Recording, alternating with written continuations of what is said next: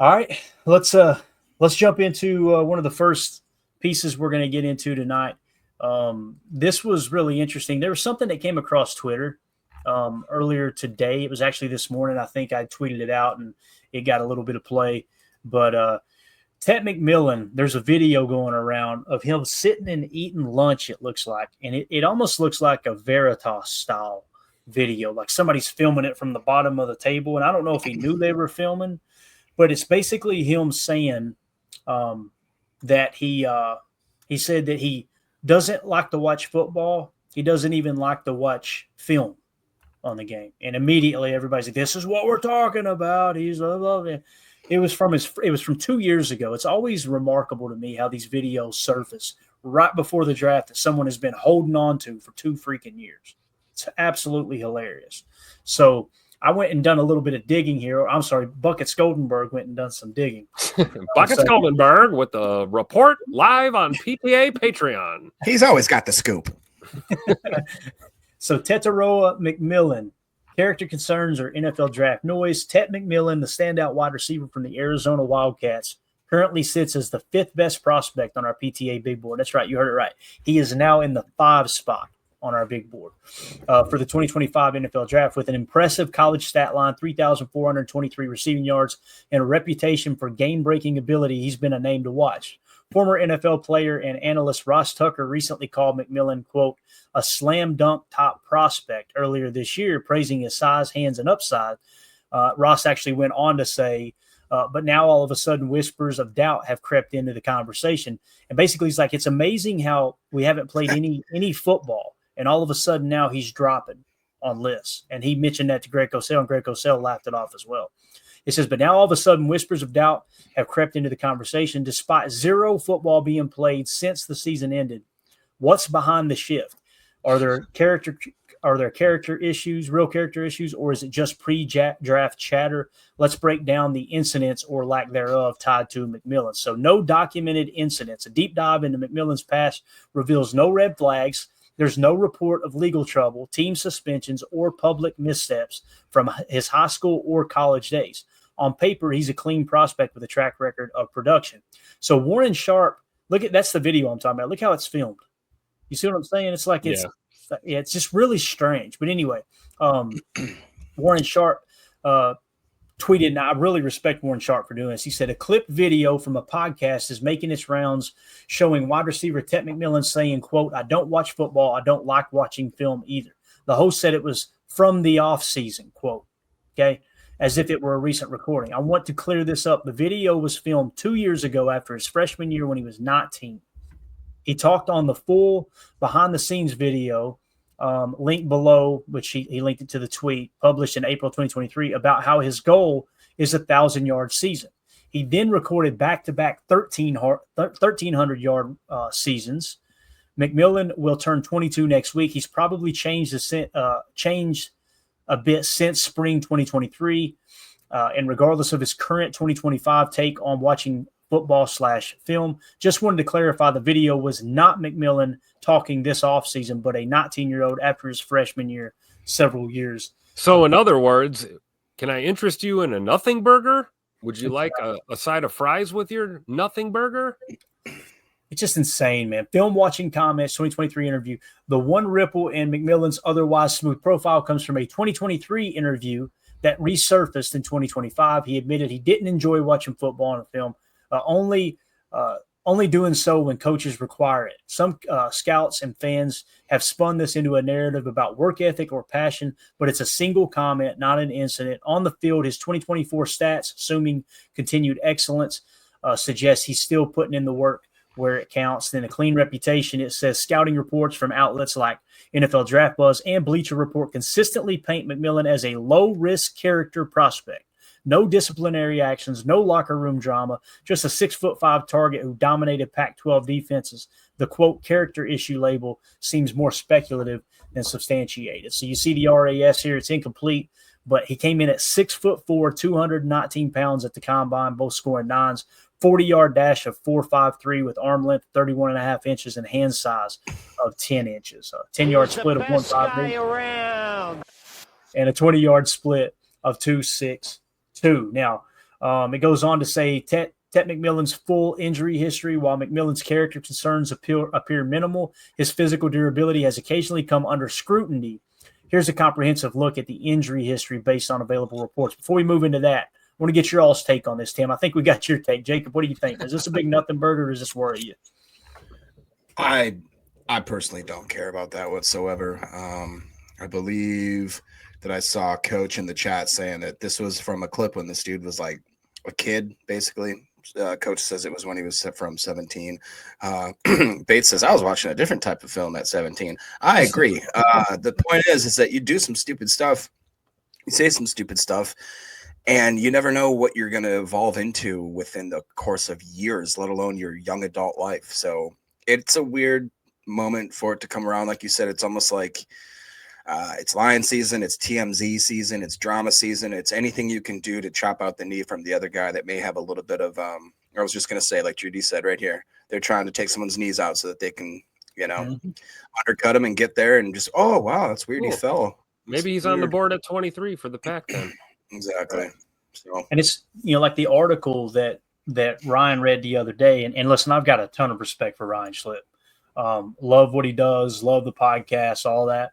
The Bob McGinn article, my only rebuttal with that is like someone had mentioned, hey, this is what Ryan was talking about on his pod. And I'm like, he's like, where scouts said, something similar to this. I'm like, who were the scouts? Well, we don't know. Gotcha. What team were the scouts from? We don't know that. We know nothing about that. All we know is Bob it was McGinn, a source close to the situation, Clay. Right. God. And listen, it may be true, but if we're basing, and I'm not saying Ryan's doing this, don't take this the wrong way. If we're basing where we should put somebody on our draft board based off of anonymous sources, we don't know the scouts' names. We don't know their background. The way they talk, I'm just going to be honest with you. I've had the pleasure of personally knowing 4 NFL scouts.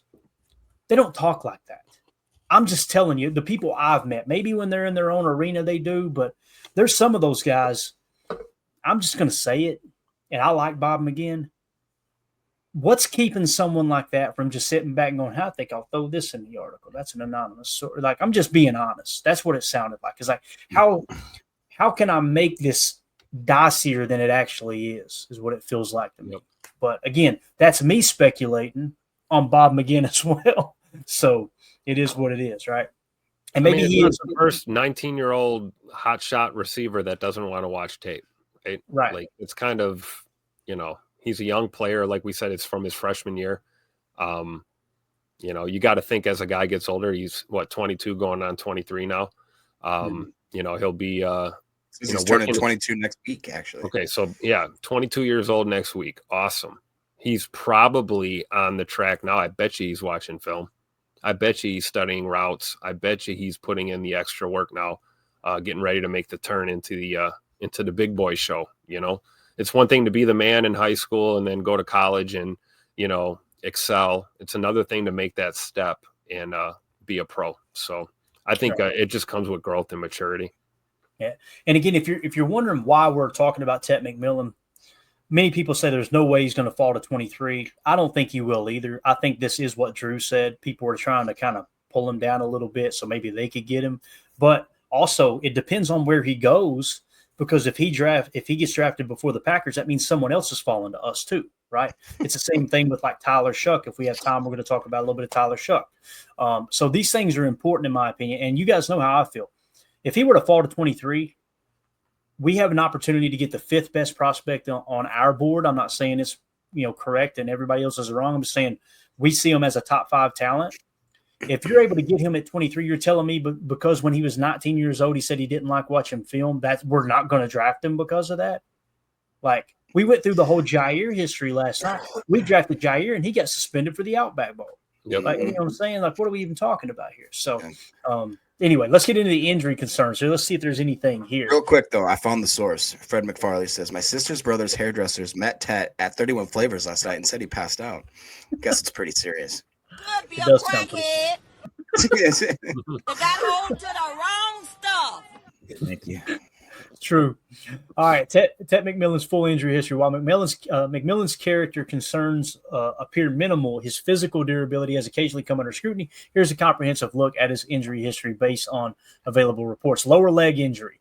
In the spring of 2024, McMillan underwent a minor procedure on his lower leg before the 2024 season, sidelining him for Arizona's spring game and parts of fall camp. The exact nature of the injury wasn't publicly detailed, possibly a precautionary cleanup or tweak, probably a scope, I imagine, but it raised initial concerns about his availability.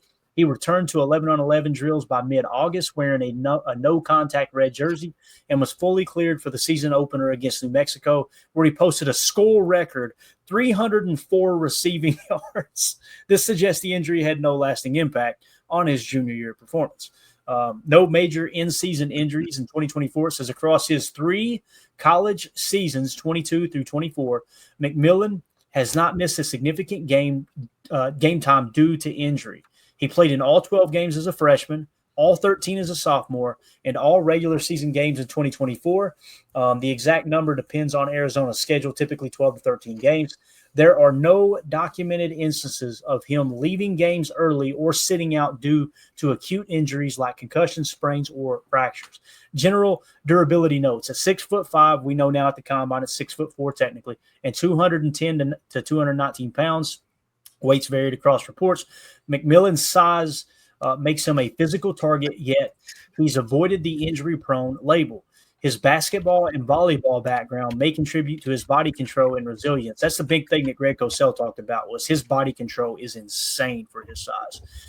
Analysts have noted he played through minor undisclosed sorenesses in 2024 per speculation from draft scouts, but nothing severe enough to affect his 84 receptions for 1,319 yards last season. Y'all ready for the PFF grades, boys? Look at this.